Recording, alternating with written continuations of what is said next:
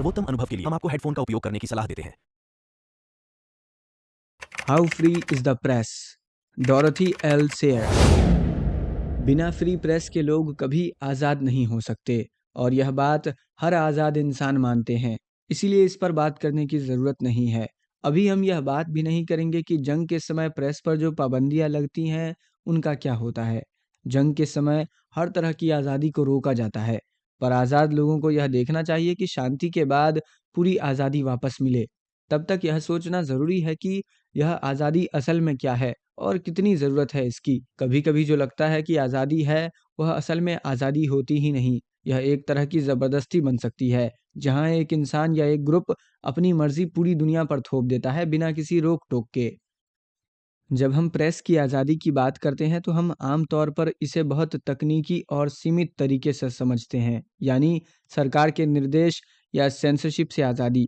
इस मामले में ब्रिटिश प्रेस आम हालत में काफ़ी हद तक आज़ाद है। यह मंत्रियों की नीति और राजनीतिक चरित्र पर हमला कर सकती है, विदेशी कूटनीति के नाजुक मामलों में दखल दे सकती है, संविधान को कमज़ोर करने वाले अभियानों को चला सकती है, नागरिकों को असंतोष और बगावत के लिए उकसा सकती है, घोटालों का पर्दाफाश कर सकती है और सरकारी नौकरों पर बिना किसी बड़ी रोक-टोक के सवाल उठा सकती है। कभी-कभी यह सरकार को जनता की इच्छा के नाम पर अपनी बात मानने पर मजबूर करने का हथियार भी बन सकती है। अब तक यह सब अच्छा ही है। कभी-कभी यह आज़ादी सार्वजनिक नीतियों में गड़बड़ या देरी पैदा कर सकती है या आपातकालीन उपायों को जल्दी लागू करने में रुकावट डाल सकती है। लेकिन आम तौर पर यह लोकतंत्र के उस मुख्य सिद्धांत को बनाए रखने और सुरक्षित रखने का काम करती है, जिसे हम समझते हैं कि राज्य जनता का मालिक नहीं, बल्कि सेवक है। शांतिपूर्ण ब्रिटेन में इस तकनीकी और सीमित अर्थ में प्रेस काफ़ी हद तक आज़ाद है। हर राजनीतिक विचारधारा किसी न किसी तरह खुद को व्यक्त कर लेती है। लेकिन अगर हम सोचें कि प्रेस का कोई विशेष माध्यम जनता की राय व्यक्त करने के लिए पूरी आज़ादी रखता है, तो हम भारी भूल कर रहे हैं। हर अखबार अपने मालिकों के हितों से बंधा होता है और बदले में वह अपने पाठकों और जनता पर अपनी पकड़ बनाए रखता है। सच तो ये है कि सार्वजनिक राय की आज़ादी पर सबसे बड़ी पाबंदी आधिकारिक सेंसरशिप की, बल्कि वह अनौपचारिक सेंसरशिप है जो प्रेस खुद लगाता है। यह प्रेस राय व्यक्त करने के लिए कम, बल्कि राय बनाने के लिए ज़्यादा काम करता है। किसी लोकप्रिय अखबार की नीतियां दो मुख्य कारणों से नियंत्रित होती हैं। पहला कारण है विज्ञापन दाताओं का हित, जिनसे अखबार को पैसे मिलते हैं और यह अपनी बड़ी संख्या में छपाई जारी रख पाता है। कोई भी बड़े सर्कुलेशन वाला अखबार ऐसी सार्वजनिक नीति का समर्थन करने की हिम्मत नहीं करता जो उसके विज्ञापन दाताओं के हितों के खिलाफ हो, भले ही वह नीति राष्ट्रीय हित में हो। उदाहरण के लिए 1939 में ब्रांडेड प्रोडक्ट्स जैसे मार्जरीन की मार्केटिंग को नियंत्रित करने का कोई प्रस्ताव उन अखबारों द्वारा कड़े तौर पर विरोध किया जाएगा जो उन ब्रांड्स के विज्ञापन दिखाते हैं। दूसरी तरफ जो प्रोडक्ट्स महंगे विज्ञापन दरें देने से इनकार करते हैं, उन्हें नैतिक और स्वास्थ्य संबंधी आधार पर बदनाम किया जाएगा, कुचल दिया जाएगा और मार्केट से बाहर कर दिया जाएगा। हर बड़ा अखबार अपनी बिक्री से पैसे कमाने की बजाय विज्ञापनों पर निर्भर करता है। इसकी वजह से उन्हें अपनी बिक्री बढ़ाने के लिए प्रोडक्शन लागत से कम कीमत पर अखबार बेचना पड़ता है। लेकिन अगर बिक्री विज्ञापनों से मिलने वाले पैसे से ज़्यादा हो गई, तो उन्हें आर्थिक संकट का सामना करना पड़ता है। नतीजतन जितना बड़ा और ताकतवर अखबार होता है, उतना ही उसे अपने विज्ञापनदाताओं के हितों के लिए काम करना पड़ता है।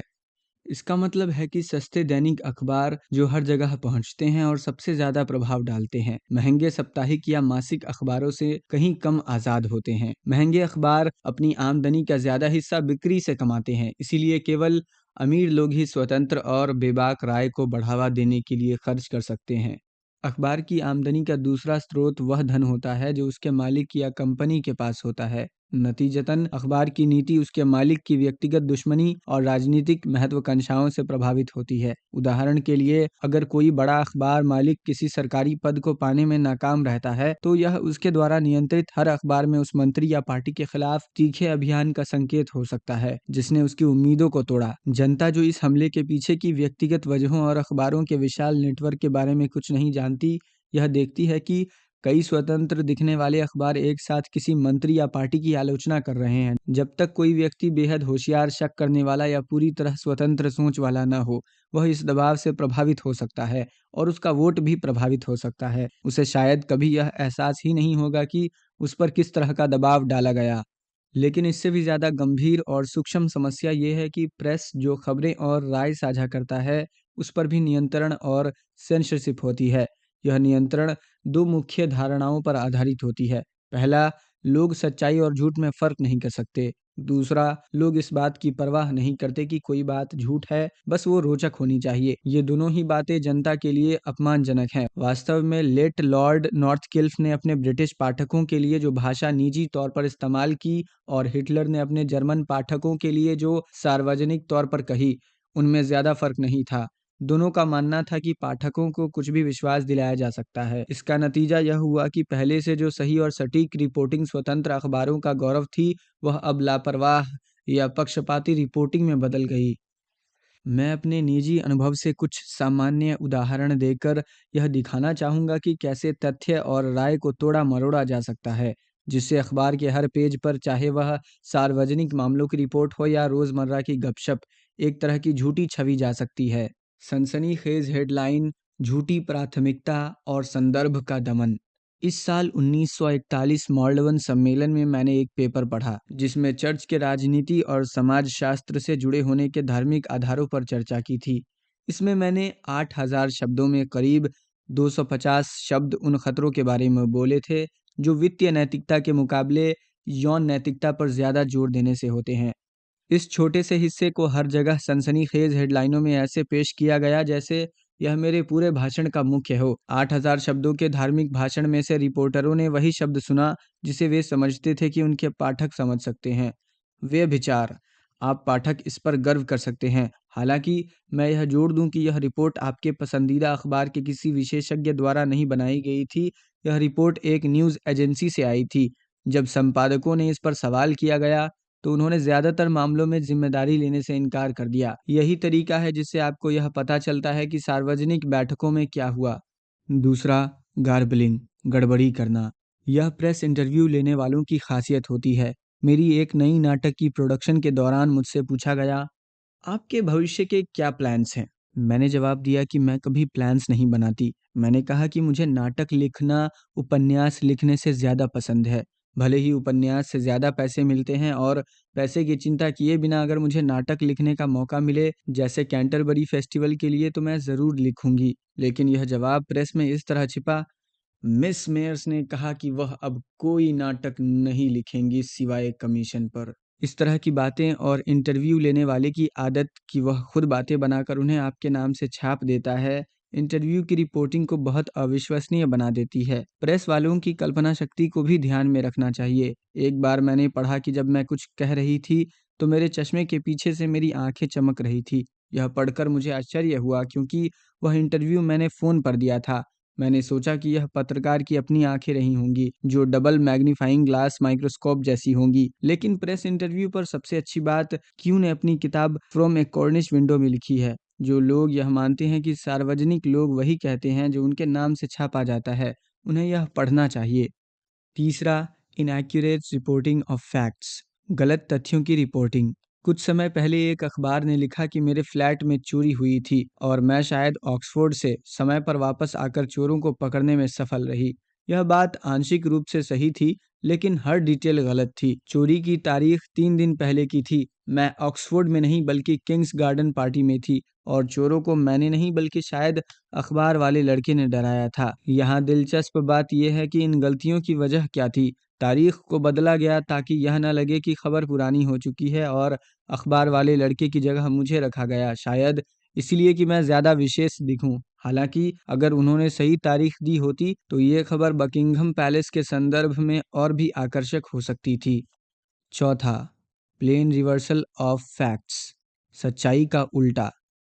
एक बार पर्दे ठीक से ना लगाने की वजह से जुर्माने के मामले में मैंने एक चिट्ठी लिखकर समझाया कि मेरे नौकर ने पर्दे ठीक से खींचे थे, लेकिन पर्दों में ही खामी थी।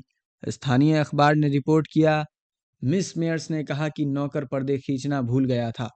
यह बात मेरे नौकर को दुख पहुंचा सकती थी, लेकिन इससे किसे फर्क पड़ता है। पांचवा, रैंडम एंड ग्रेचुइटियस इन्वेंशन, मनमाना और बेवजह का आविष्कार। एक छोटी गॉसिप करने वाली पत्रिका ने बिना मुझसे पूछे अपने पाठकों को बताया कि मेरी दो पसंदीदा हॉबीज हैं, गार्डनिंग और बिल्ली पालना। मुझे नहीं पता कि लोगों को मेरी हॉबीज जानने की ज़रूरत क्यों है, लेकिन अगर जानना है तो सही चीज़ें बतानी चाहिए। यह दावा तो और भी अजीब था। मुझे गार्डनिंग से सख्त नफरत है और हालांकि मेरे घर में एक बिल्ली ज़रूर होती है जो किचन में रहती है और चूहे पकड़ने के लिए रखी जाती है। मेरा उससे कोई ख़ास संबंध नहीं होता। मेरी भूमिका बस इसे कुर्सियों से हटाने, इसके बाल साफ करने और इसके लिए दरवाज़ा खोलने की होती है, वह भी मजबूरी में। लेकिन अगर यह बिल्ली मेरी हॉबी है, तो फिर मेरा मजदूर और मेरी लेडी हेल्पर भी मेरी हॉबी हैं। डेलिबरेट मिरेकल मॉन्गरिंग, चमत्कारों का जानबूझकर प्रचार। हाल ही में कई स्थानीय अखबारों ने यह रिपोर्ट किया कि एक सार्वजनिक संबोधन में मैंने 1 घंटे 15 मिनट के भीतर करीब 20,000 शब्द बोले। यह बात किसी भी सूरत में असंभव थी। असल में रिपोर्टर के पास मेरे भाषण का पूरा टेक्स्ट मौजूद था, जिसमें साफ लिखा था कि इसमें लगभग 8,000 शब्द ही थे। लेकिन यह गलती 150% की थी, एक उपयोगी आंकड़ा जिससे हम रिपोर्टिंग की सच्चाई का अंदाज़ा लगा सकते हैं। इन 6 प्रकार की गलत बयानी में से पहले 2 सबसे खतरनाक हैं। इनका कोई इलाज नहीं है। ये कानून की सीमा में नहीं आते, क्योंकि किसी व्यक्ति के विचारों और दृष्टिकोण को गलत तरीके से पेश करना कोई अपराध नहीं माना जाता। इसके अलावा यह साबित करना भी मुश्किल है कि झूठ बोला गया है, क्योंकि तथ्यों की औपचारिक सटीकता को एक पूरी तरह से गलत धारणा बनाने के लिए इस्तेमाल किया जाता है। नतीजतन ऐसी स्थिति में सुधार या माफ़ी प्राप्त करना लगभग असंभव होता है। फ्लैट सप्रेशन, जानबूझकर दबाव डालना।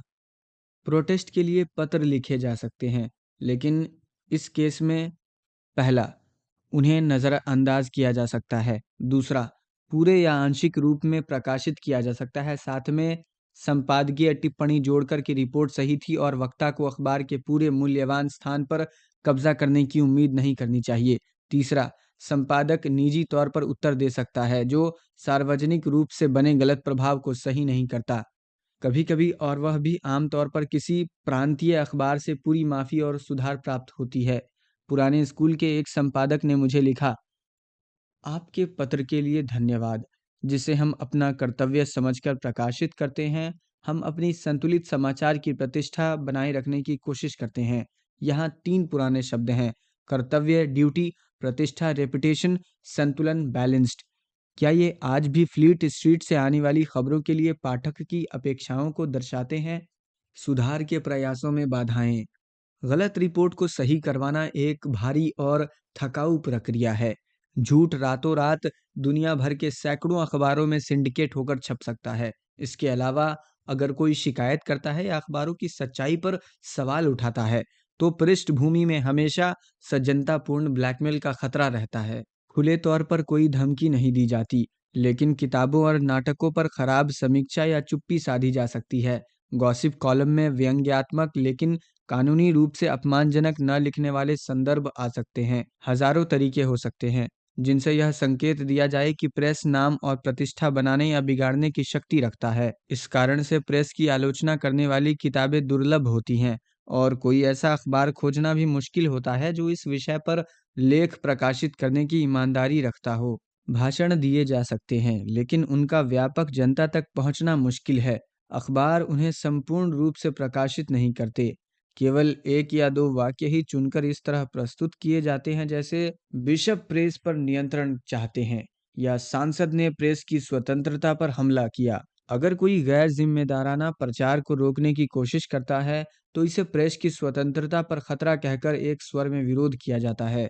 हाल ही में आर्क बिशप ऑफ यॉर्क और एक मंत्री ने पत्रकारिता में होने वाली गलत बयानी और लापरवाही के सामने निराशा से कहा, हम प्रेस को नियंत्रित नहीं कर सकते। आप कह सकते हैं कि दिए गए उदाहरण महत्वहीन हैं।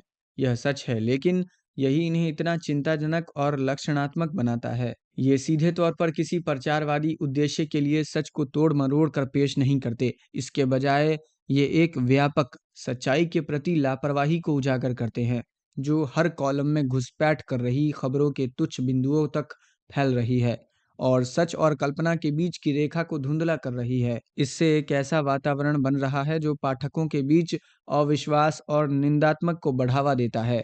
यदि एक साधारण अदालत के मामले को ठीक से रिपोर्ट नहीं किया जा सकता, तो विश्व घटनाओं की रिपोर्टिंग पर कैसे विश्वास किया जा सकता है? यदि एक उपन्यासकार के शब्दों को गलत तरीके से प्रस्तुत किया जाता है, जिसे हम जानते हैं, तो एक विदेशी राजनेता के शब्दों का क्या हाल होगा, जिसे हमने कभी देखा ही नहीं। यदि अखबार, जिनके लिए ऐसी विकृतियों का कोई विशेष लाभ नहीं है, गलत जोर, गलत बयान, गलत तथ्य, तथ्यों को उलट देना, मनगढ़ंत आविष्कार और झूठे चमत्कारों जैसी कृतियों को दोषी पाए जाते हैं, तो उन मामलों में क्या होगा, जहां निहित स्वार्थ जुड़े हुए हैं? सबसे बड़ा प्रश्न ये है कि क्या पाठकों को इतना मूर्ख समझा जाता है कि वे झूठ को पकड़ नहीं पाएंगे और इतना गैर जिम्मेदार कि वे इसे लेकर गुस्सा भी नहीं करेंगे?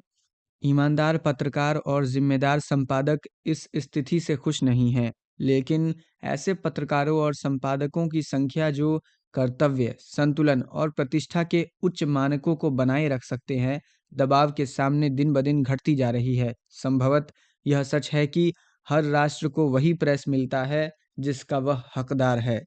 यदि कोई पाठक सटीकता की परवाह करता है, अपनी बुद्धिमत्ता का अपमान महसूस करता है और सच जानना चाहता है, तो वह क्या कर सकता है? जो तथ्य छिपाए गए हैं या विकृतियों के नीचे दबा दिए गए हैं, उन्हें वह कैसे प्राप्त करेगा? अपनी इच्छाओं को कैसे प्रकट करेगा? क्या वह गुस्से में पत्र लिखेगा या अपने अखबार बदल लेगा? क्या किसी को परवाह होगी अगर वह ऐसा करे? परवाह तभी होगी जब यह विरोध बड़ी संख्या में हो, लेकिन पाठक का एक पैसा उन बड़े व्यापारिक समूहों और उनकी साठ-गांठ की पूंजी के खिलाफ बहुत कमजोर हथियार है। पाठक की यह असहायता प्रेस की स्वतंत्रता का माप है, लेकिन क्या पाठक स्वयं स्वतंत्र है? आम नागरिक के पास संसद में वोट करने का अधिकार है। उसका एक सांसदीय प्रतिनिधि होता है जिसे वह तंग कर सकता है, सवाल कर सकता है। उस प्रतिनिधि का पद उसी की स्वीकृति पर निर्भर करता है। यदि वह लोकतंत्र की प्रक्रिया को उपयोग करना चाहे, तो वह संसद में प्रश्न पूछने की व्यवस्था कर सकता है और अंततः वह एक सरकार को गिरा सकता है और दूसरी बना सकता है। लेकिन उसके पास ऐसी कोई व्यवस्था नहीं है जिससे वह उन माध्यमों को नियंत्रित कर सके जो उसकी राय को प्रभावित करते हैं। उसके पास बस एक पैसा प्रतिदिन और उसकी अपनी बुद्धिमत्ता और इच्छा शक्ति है। संकट के समय अखबार सबसे पहले यह कहते हैं, जनता को तथ्य जानने दीजिए, लेकिन शायद सत्य एक ऐसा देवता है जिसे लोग केवल तब बुलाते हैं जब शांति के सरल देवता उन्हें विफल कर देते हैं।